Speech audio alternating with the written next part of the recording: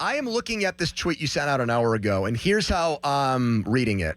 It sounds to me like Aaron Rodgers' preference. If he had his druthers, he would go play for the Minnesota Vikings this year. Is that fair? I think that's the sense right now, is that he's taking his time. We know the Pittsburgh Steelers and the New York Giants are waiting, and they have offers out there. They know Aaron Rodgers knows what it would look like. They've had conversations and discussions. But I think for him, playing for Kevin O'Connell, playing for that Vikings team is something that interests him. But the problem is the Vikings haven't come to a decision themselves as an organization if that's the path they want to go down, knowing that they've got a lot of hoops to jump through here in order for this to go well. What direction do you think they're leaning in on that front?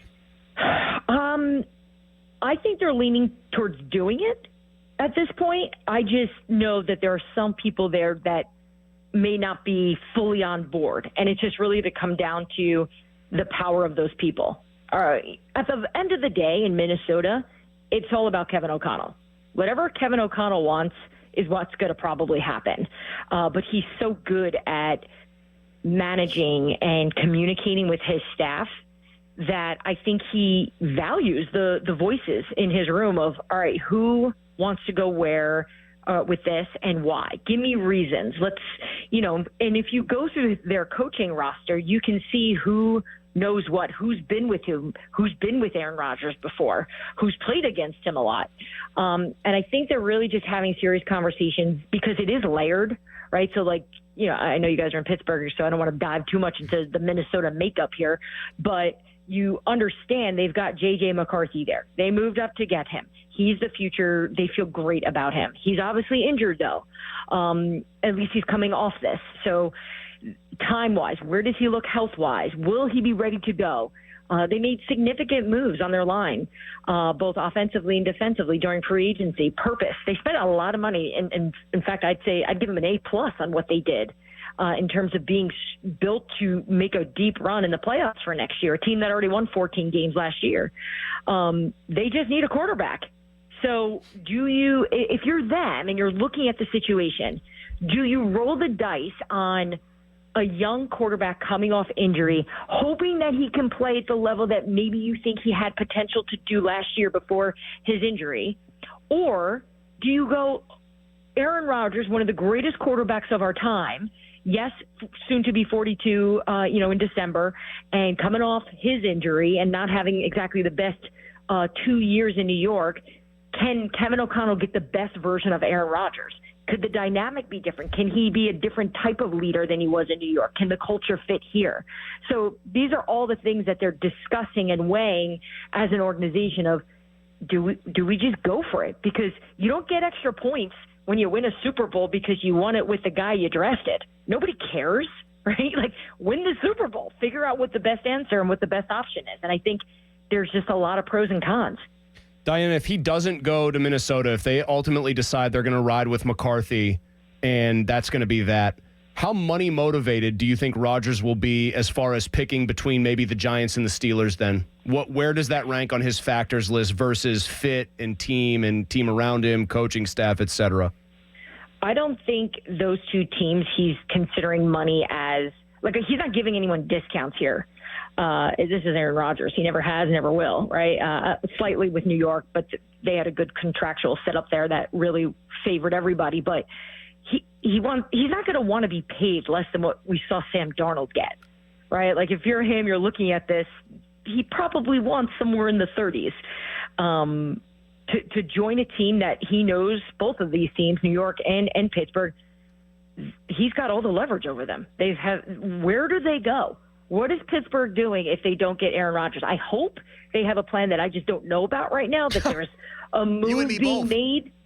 Are they going to call Atlanta and try to shake them and see if they could trade for Kirk Cousins? Is that on the table? Are you hoping in the draft Dart will be there for when you pick and you don't have to move up and hope that he's there the way Kenny Pickett was there? I think these are obviously the things that are being discussed, in that building today as they're waiting. And, there's frustrations from both organizations for sure of they're being held hostage. After we know the great Mike Tomlin once said he wants those volunteers, but unfortunately for right now, he doesn't have a lot of control over it. Dianna Russini with us from The Athletic. She's number one on my Insider Power Rankings right now because of the fountain of knowledge she is on the Aaron Rodgers situation, and everyone in Pittsburgh is hanging on her every word. You said on your podcast with Chase Daniel that the Giants have offered more money than the Steelers. Do we know if those two numbers are close? They're not. I wouldn't call them far apart. I would say they're more. New York knows they had to add a little sugar on it because their situation's different than Pittsburgh. I mean, it's a no-brainer to me if it has to come down to one or the other for Aaron Rodgers. If let's just say Minnesota was not involved in this and it was the Steelers or the Giants, you just look at this roster from head coach all the way down. It's like you don't even pause. But New York knows that. They're not dumb. They're aware. So paying him a little bit more money can obviously be enticing. We know money talks. Look at Cleveland, Myles Garrett, right? I want to compete. Actually, no, give me $1 gazillion. I'll stay. Well, they did get him a Super Bowl winning quarterback in Kenny Pickett. That's right. Dianna, don't forget about that. I hope they win it just so I can come back on and be like, remember we made fun of that? We are the idiots together. Who knows what they're doing? For whatever reason, Myles Garrett feels very firm and very confident in the plan in Cleveland. I don't know what that plan is, but he seems to feel good about it. But just bringing it back to this situation here, I don't think we're going to get a resolution soon. I'm not feeling from the Minnesota side to this, the Aaron Rodgers side to this, that anyone is in any hurry to get this done, especially Kevin O'Connell has a very good relationship with Aaron Rodgers. You have to figure there's probably some type of communication going on of, hey, this is what we're thinking. But, I can't emphasize enough. I don't think it's as clean as Minnesota would like, because how do you manage JJ McCarthy if you're them? You have a young quarterback that is supposed to be the future. You don't want to mess with the mental side of this for a quarterback and have him sit another year, because let's say Aaron is able to play at a really high level. Then what? How does JJ continue to grow confidence and get experience? They want him to play.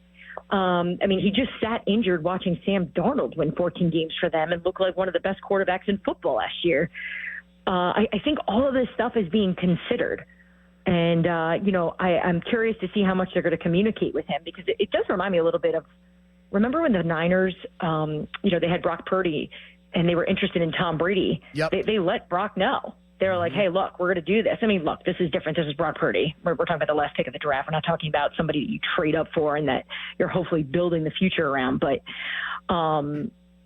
I think this can get a little ticky-tacky and can be sensitive, and you have egos and agents and a lot of people involved in decisions like this. So while I think we're all antsy, let's give them a little grace, because I don't think it's as simple as, yes, let's just go all in right now. I just don't think it's that easy for Minnesota. Is this happening before April? Like, seriously, for my own sanity, I need to try to put a firm date on it here. And for mapping out all of our shows until then, Dianna. Yes, exactly. Maybe it'll just last us the whole Lenten season, and every Friday I'll just come on and we'll talk about what we're cooking for. You want to talk about doing penance, talking about as the Rodgers turns. Dianna, if you could compare 41-year-old Aaron Rodgers to a cold cut, what would it be? He would be prosciutto. Prosciutto's like the best in terms of like it's timeless. You always, at the end of the day, you always want it. It just doesn't always go well with everything. That's kind of Rodgers right now. And, it's a funny question, but it makes me think about what happened in New York a bit. When you talk to guys in that Jets locker room about him, there's always just this like immediate respect for him. And I'm sure you can just hear it in my voice too. Yeah. As a football reporter, I have tremendous respect for the ability and the skill set that Aaron Rodgers can bring to a team. But in terms of him, it's 50-50. Some guys like him. He's an acquired taste. He is. And I think he can wear on a team. And, but just like any other situation in life, if they're going to get you to the place that you want to get, you're willing to deal with it. But I think he needs the right people around him. And, we talked about it on the Scoop City podcast of what does it look like? What works for an Aaron Rodgers? And Mike Tomlin is the type. He has to respect the head coach. Like, just there can't even be a hesitation because he will eat you alive. There has to be a bad cop. Not every person can kiss his butt and be nice because it's a future Hall of Famer. Someone's got to have to lay the hammer down. And we know in Pittsburgh that that's easy. Like, it's clearly identified of who would be that person. New York, who is it going to be? I'm not sure.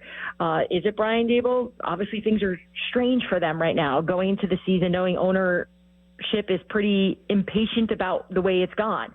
Kevin O'Connell, I would think so. I think respecting the coach of the year and is considered one of the better ones around football would be pretty easy. But this is challenging because it is funny to think, not funny, it's interesting to think about the culture fit with him in Minnesota and New York. And I don't think nationally anyone has said, I worry if this could work in Pittsburgh. It's just, this is where Pittsburgh gets the nod, and maybe you guys are frustrated with the wins, but at least you know what you are.